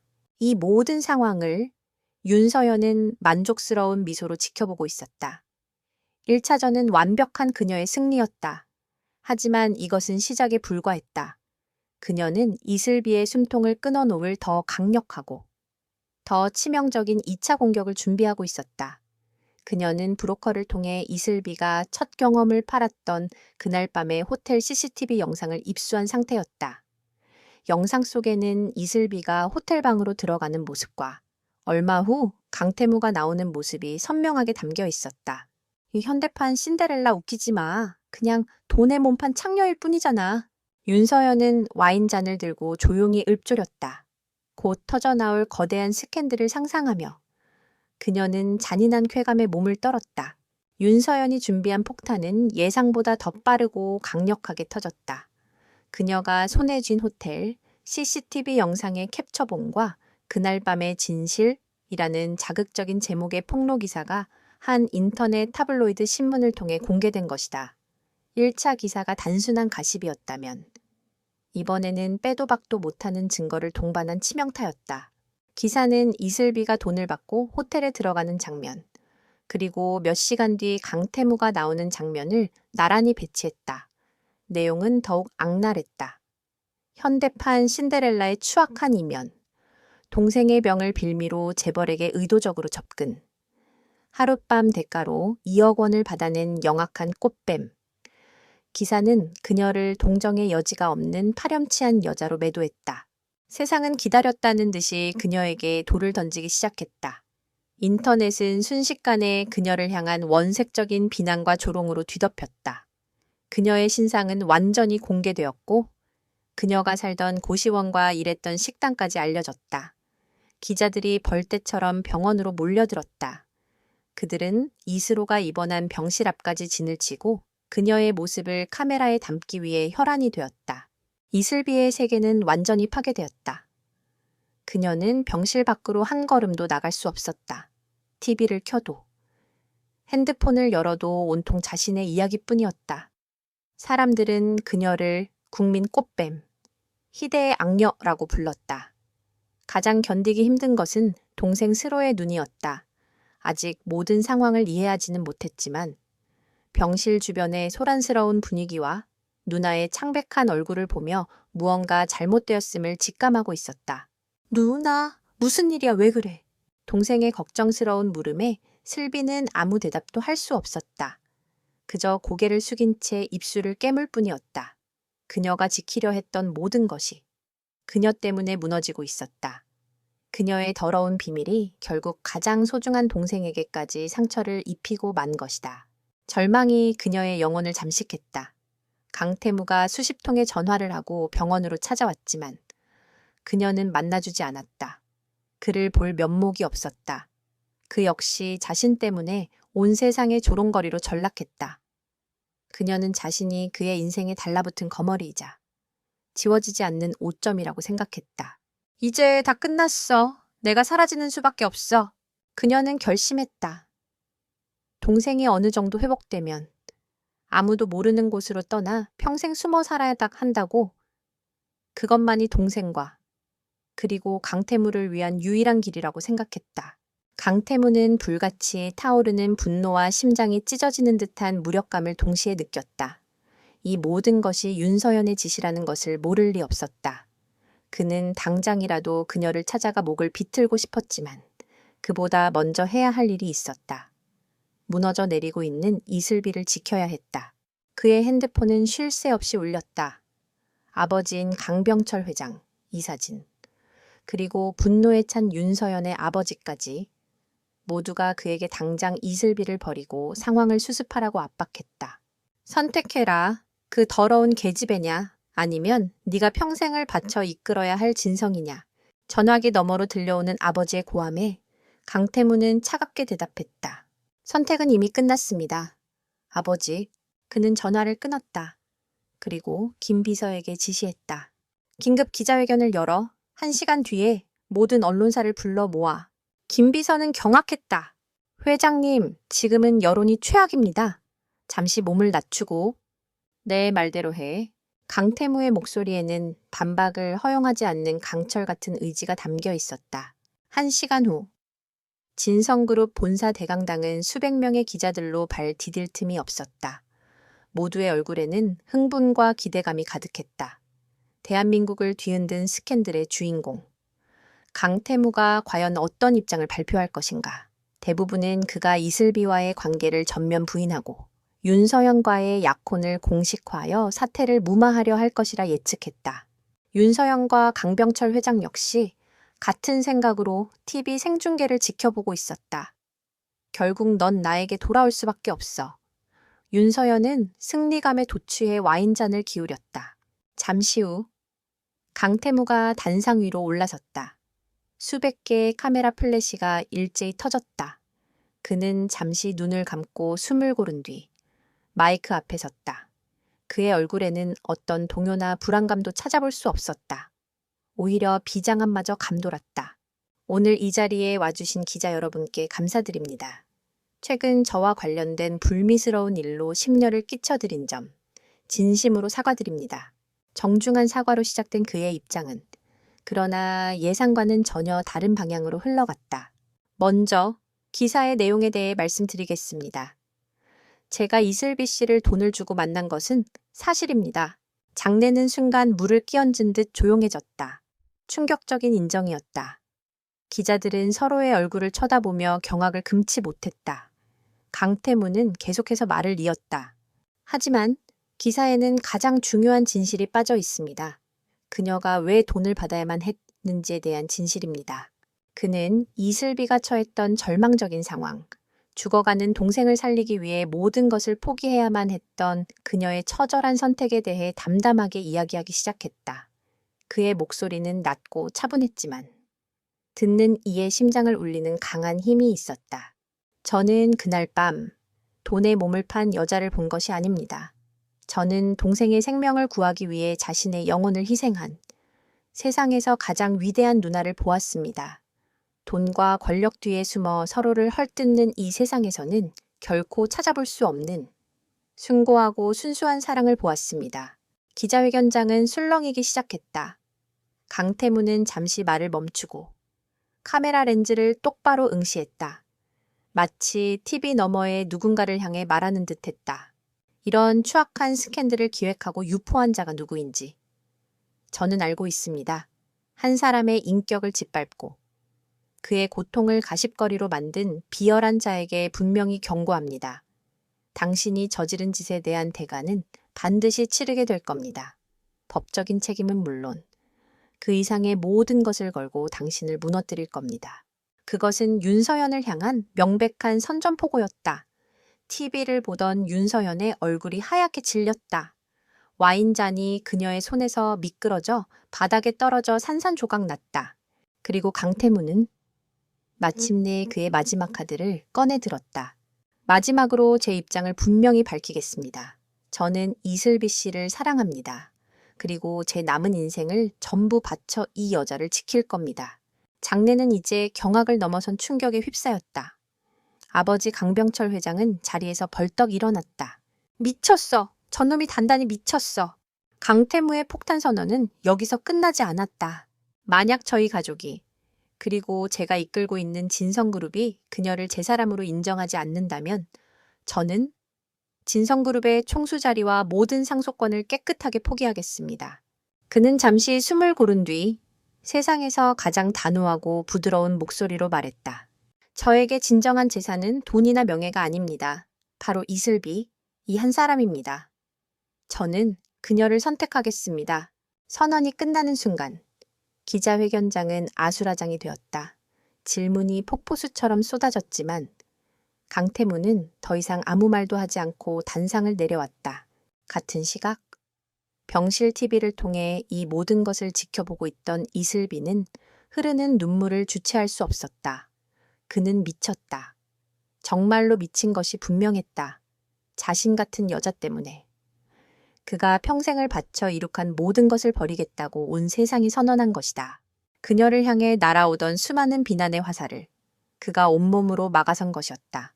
그는 그녀의 재앙이 아니었다. 그는 그녀의 유일한 구원이었다.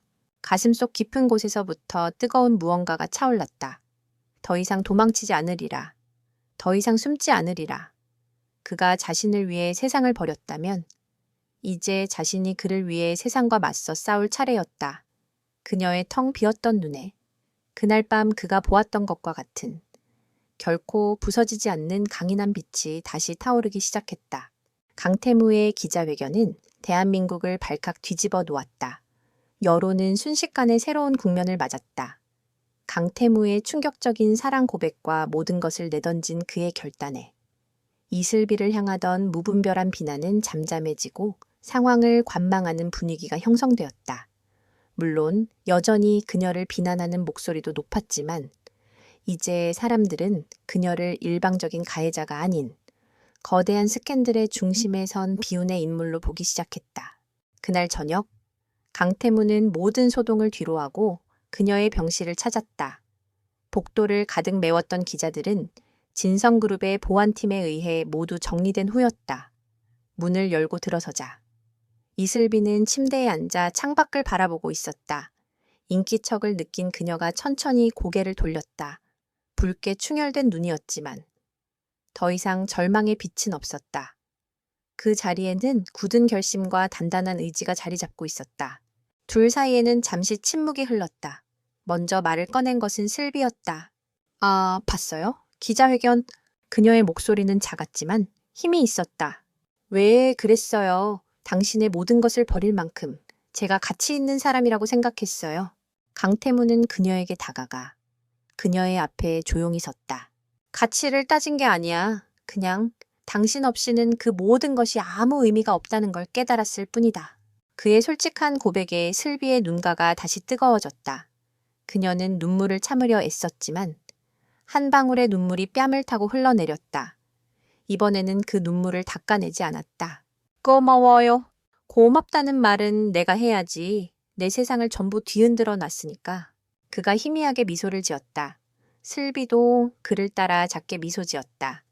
두 사람 사이에 얽혀있던 오해와 증오, 원망의 실타래가 마침내 풀리고 따뜻하고 단단한 신뢰의 끈이 그 자리를 대신하기 시작했다. 이제 도망치지 않을 거예요. 슬비가 결심에 찬 목소리로 말했다. 숨지도 않을 거고요. 그들이 내게서 모든 것을 빼앗고 나를 짓밟으려 했다면 나도 똑같이 싸울 거예요. 더 이상 당하고만 있지 않겠어요. 그녀의 눈빛에서 뿜어져 나오는 강렬한 빛을 보며 강태무는 심장이 뛰는 것을 느꼈다.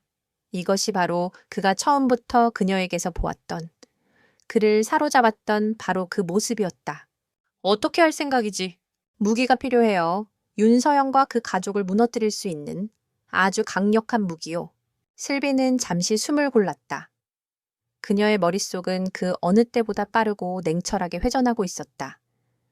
그녀가 가진 것은 아무것도 없었다. 돈도, 권력도, 백도 없었다. 하지만 그녀에게는 누구도 갖지 못한 것이 있었다. 바로 기억이었다. 특히 가장 밑바닥에서 일하며 보고 들었던 권력자들의 비밀스러운 기억. 한 가지 마음에 걸리는 게 있어요. 그녀는 동생이 아프기 직전 아주 짧은 기간 동안 한 집에서 가사 도우미로 일했던 때를 떠올렸다. 그 집은 윤서현의 아버지인 윤상진 대표와 절친한 사이로 알려진 당시 국토부 장관 박지원의 집이었다. 박지원 장관의 집에서 몇 달 일했어요.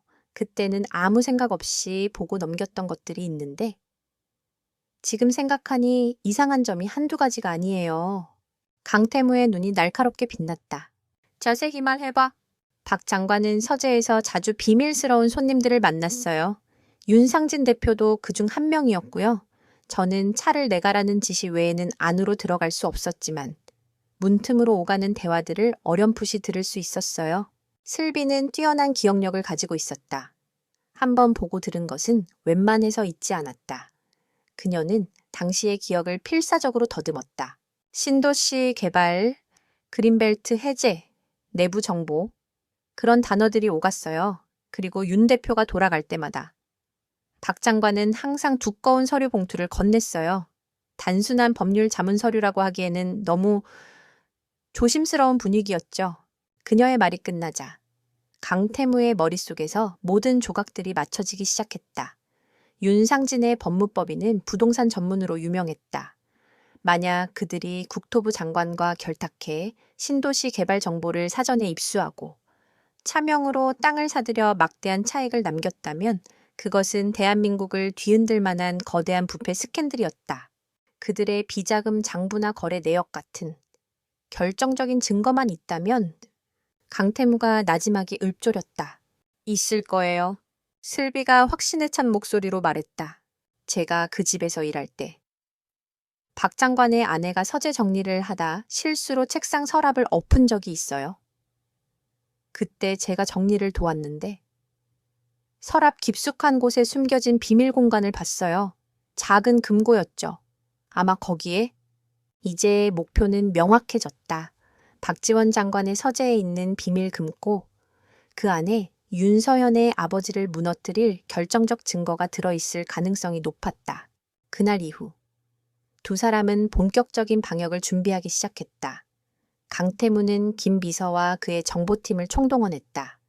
그들은 박지원 장관과 윤상진 대표의 지난 몇 년간의 모든 행적과 자금 흐름을 샅샅이 추적했다.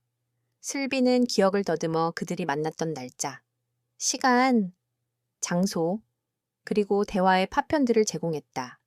그녀의 놀라운 기억력은 정보팀의 추적에 결정적인 단서가 되었다. 강태무는 외부의 시선을 피하기 위해 한적한 곳에 위치한 별장을 비밀 아지트로 삼았다. 낮에는 강태무가 회사를 지키고 밤이 되면 두 사람은 별장에 모여 조각난 정보들을 맞춰나가며 거대한 부패의 실체에 접근해 갔다. 함께 밤을 새우며 자료를 분석하고 서로의 의견을 나누는 동안 두 사람의 관계는 이전과는 비교할 수 없을 정도로 깊어졌다. 강태무는 더 이상 그녀를 연약한 피보호자로 대하지 않았다. 그녀는 이 싸움의 동등한 파트너이자 가장 날카로운 통찰력을 가진 전략가였다. 그는 그녀의 명석함과 강인함에 매 순간 다시 한번 감탄하고 존경심을 느꼈다. 슬비 역시 자신의 의견을 존중하고 전적으로 신뢰해주는 그의 모습에서 진정한 파트너로서의 유대감을 느꼈다. 마침내 그들은 박지원 장관이 해외 출장으로 며칠간 집을 비운다는 정보를 입수했다. 그리고 그 기간 동안 그의 아내가 주최하는 소규모 부부 동반 파티가 집에서 열릴 예정이라는 사실도 알아냈다. 기회였다. 파티 음식을 공급하는 케이터링 업체 직원으로 잠입해야 해요. 슬비가 계획을 내놓았다. 제가 그 집의 구조를 누구보다 잘 알아요. 다른 사람들이 파티를 즐기는 동안 제가 서재로 잠입해서 금고를 열겠어요. 위험해. 너 혼자 보낼 수는 없어. 강태무가 단호하게 반대했다. 하지만 저 말고는 아무도 그 집의 내부 구조나 금고의 위치를 몰라요. 그리고 저처럼 의심받지 않고 자연스럽게 집안을 돌아다닐 수 있는 사람도 없고요. 이건 제가 해야만 하는 일이에요. 그녀의 눈빛은 확고했다. 이것은 그녀로부터 시작된 싸움이었고 그녀는 자신의 손으로 끝내고 싶었다. 더 이상 누군가의 등 뒤에 숨어 보호받는 존재가 되기를 거부했다. 강태무는 한참 동안 그녀의 눈을 바라보았다. 그 안에는 두려움보다 더 큰 용기가 담겨 있었다. 그는 마침내 고개를 끄덕였다. 알겠다. 하지만 조건이 있어. 내가 밖에서 모든 상황을 지켜볼 거다. 통신 장비를 착용하고 1분마다 상황을 보고해.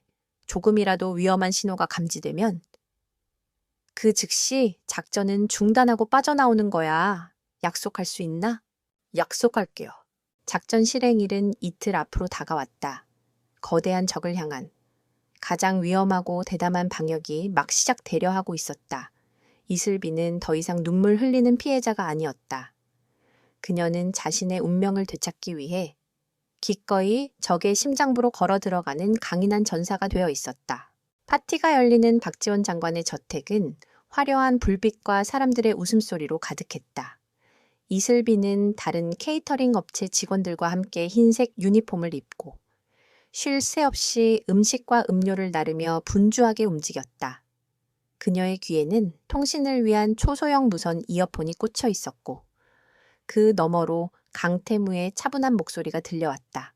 괜찮아, 떨지 말고. 평소처럼만 해. 괜찮아요. 아직은. 슬비는 쟁반을 든 채 자연스럽게 거실을 가로질렀다. 그녀의 눈은 파티에 참석한 인물들과 저택의 내부 구조를 빠르게 스캔했다.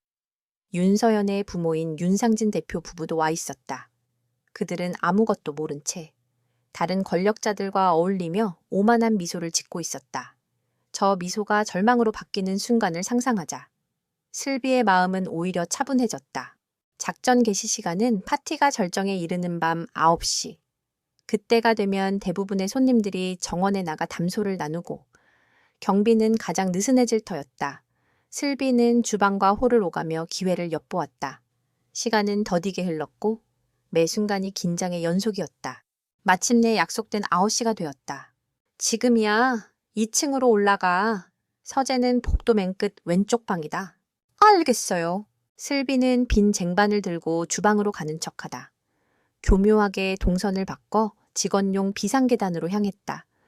다행히 주변에는 아무도 없었다. 그녀는 숨을 죽이고 조심스럽게 2층으로 올라갔다. 2층 복도는 1층의 소란스러움과는 달리 쥐 죽은 듯 조용했다. 고급 카펫이 깔린 복도를 걷는 그녀의 발걸음 소리는 들리지 않았다. 서재 문 앞까지는 순조로웠다. 하지만 문은 굳게 잠겨 있었다. 문이 잠겼어. 예상했던 바다. 김 비서가 미리 입수한 보안 설계도를 보면 전자 도어록이 아니라 구식 열쇠를 쓸 거다. 아마 마스터키는 강태무의 말이 끝나기도 전에 슬비는 복도에 걸린 거대한 가족사진 액자 뒤로 손을 뻗었다. 그녀가 가사 도우미로 일할 때 박 장관의 아내가 비상 열쇠를 그곳에 숨겨두는 것을 우연히 본 적이 있었다. 손끝에 차가운 금속의 감촉이 느껴졌다. 찾았어. 슬비는 능숙하게 열쇠로 문을 열고 안으로 들어섰다. 서재 안은 묵직한 가죽과 오래된 종이 냄새로 가득했다. 그녀는 불을 켜지 않고 펜 형태의 소형 손전등으로 내부를 비췄다. 목표는 책상 서랍 안의 비밀 금고. 그녀가 책상으로 다가간 순간이었다. 복도 저편에서 또각거리는 하이힐 소리와 함께 여자들의 목소리가 들려왔다.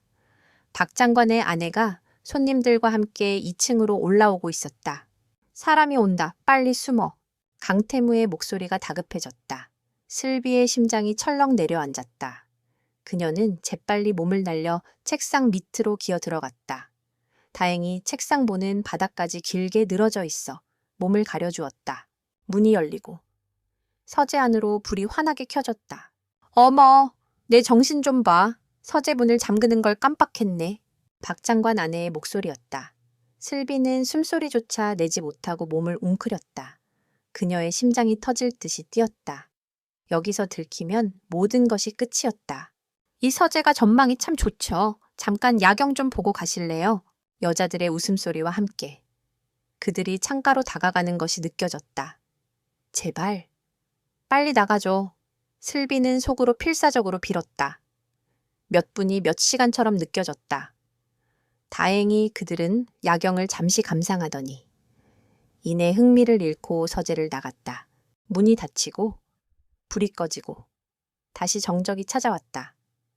슬비는 한참 후에야 책상 밑에서 기어 나왔다. 온몸이 식은땀으로 흠뻑 젖어 있었다.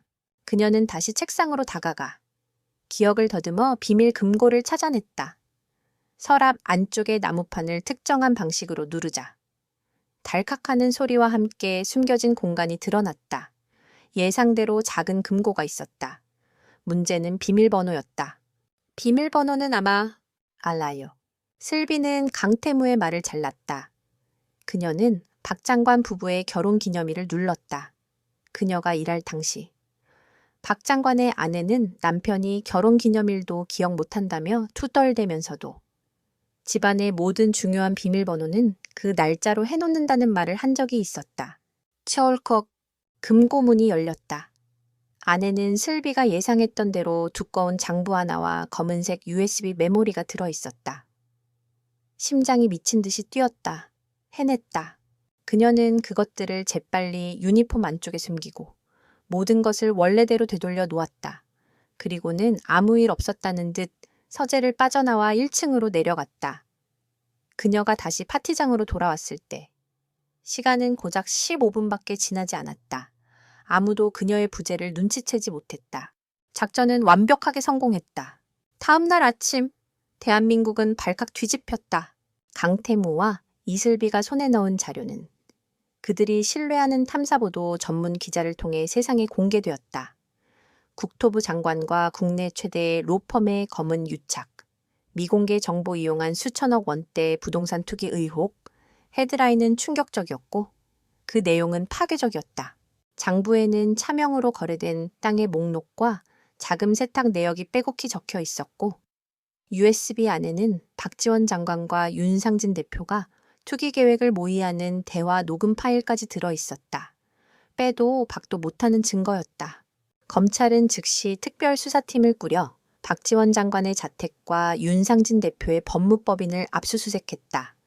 뉴스는 하루 종일 그들의 비리 스캔들로 도배되었다. 윤상진 대표는 긴급 체포되었고 박지원 장관은 국민적 지탄 속에 장관직을 사퇴하고 검찰 조사를 받게 되었다. 윤서연의 세상은 한순간에 무너져 내렸다. 그녀가 평생을 의지하고 자랑스러워했던 아버지의 명예는 땅에 떨어졌고 가문의 재산은 동결되었다. 그녀가 누리던 모든 부와 권력은 신기루처럼 사라졌다. 그녀는 자신의 집무실에서 뉴스를 보며 충격과 분노의 몸을 떨었다.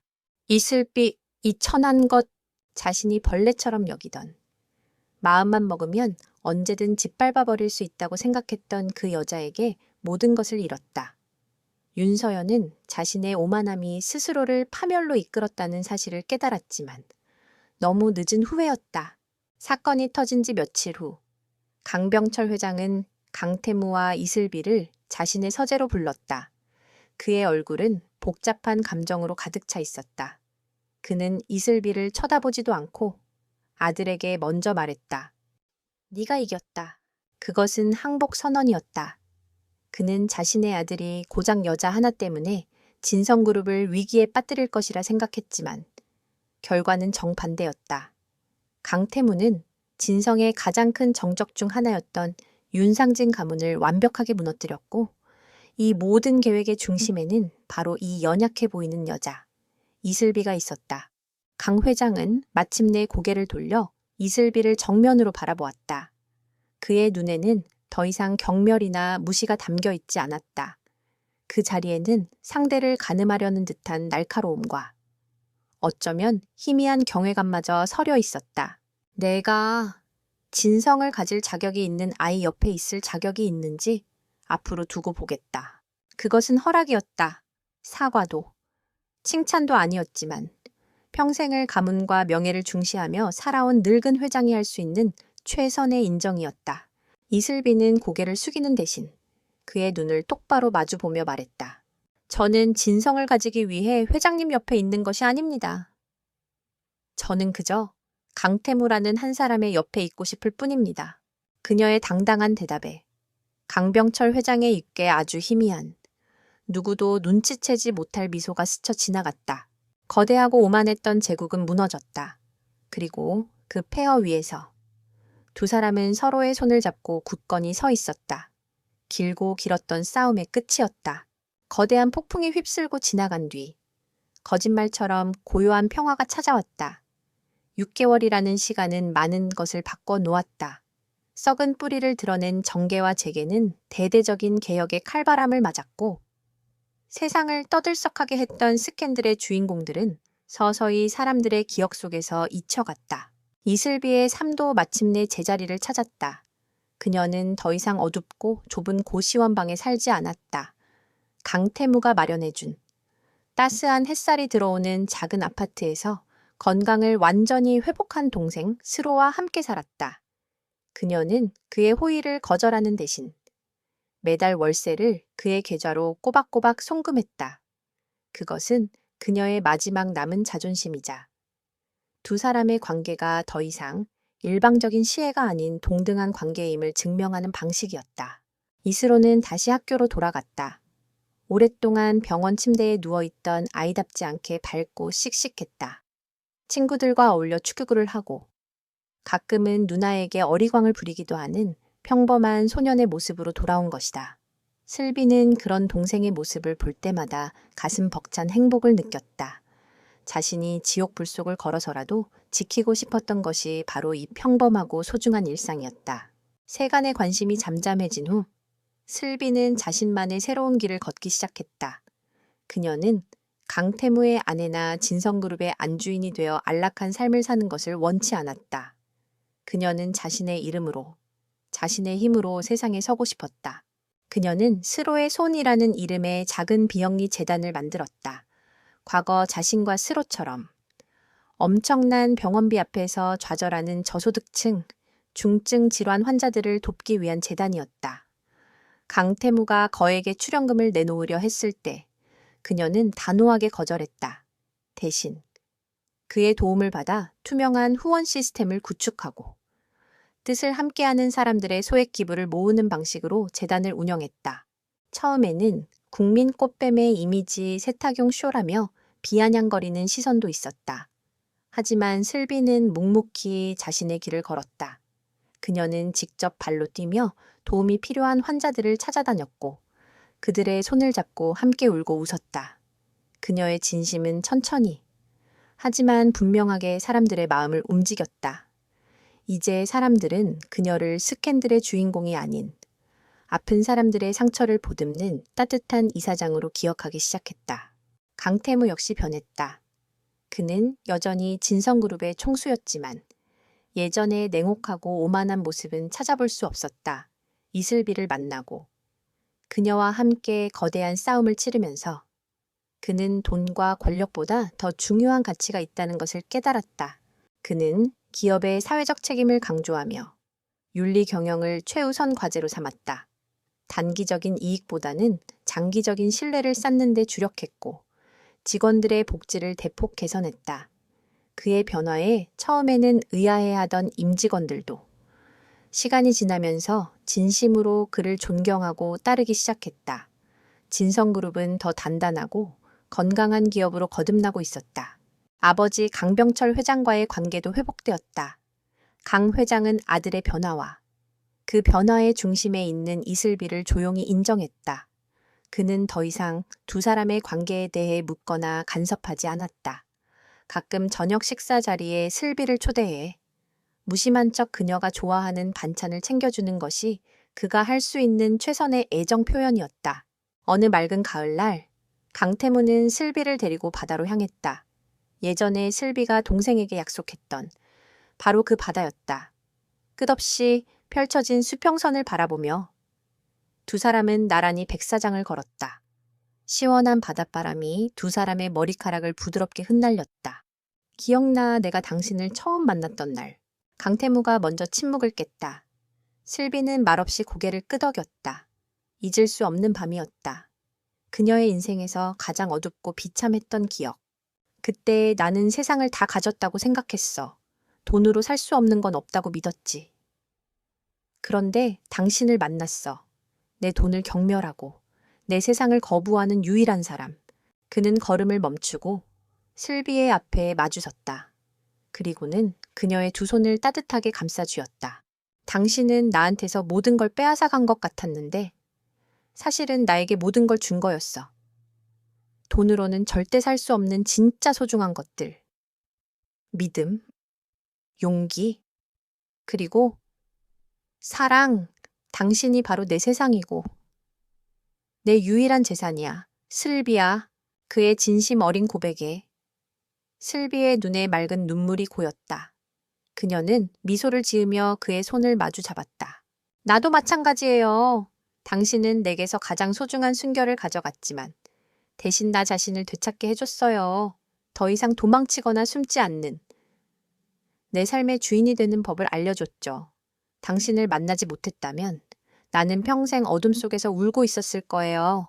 두 사람은 아무 말 없이 서로를 바라보았다. 그들의 눈빛 속에는 함께 겪어낸 시련의 시간들과 그 시간을 통해 더욱 단단해진 사랑과 신뢰가 가득 담겨 있었다. 강태무가 부드럽게 그녀를 끌어당겨 입을 맞췄다. 소금기 섞인 바닷바람과 따스한 햇살 속에서 나눈 길고 부드러운 입맞춤이었다. 그것은 용서와 화해, 그리고 새로운 시작을 약속하는 맹세와도 같았다. 멀리서 퇴원 후 처음으로 바다를 찾은 스로가 갈매기들과 뛰노는 모습이 보였다. 아이의 얼굴에는 티 없이 맑은 웃음꽃이 피어 있었다. 슬비와 강태무는 그 모습을 바라보며 함께 미소 지었다. 가장 깊은 절망의 밤을 건너 그들은 마침내 눈부신 아침을 맞이했다. 앞으로 또 어떤 시련이 닥칠지 알 수 없지만 이제 두 사람은 두렵지 않았다. 서로의 손을 잡고 있는 한 그들은 어떤 폭풍 우도 함께 헤쳐나갈 수 있을 것이다. 두 사람은 다시 나란히 걷기 시작했다. 금빛으로 부서지는 파도를 따라 저 멀리 떠오르는 찬란한 태양을 향해. 그것이 바로 그들이 찾은 진정한 행복이자 진짜 인생이었다.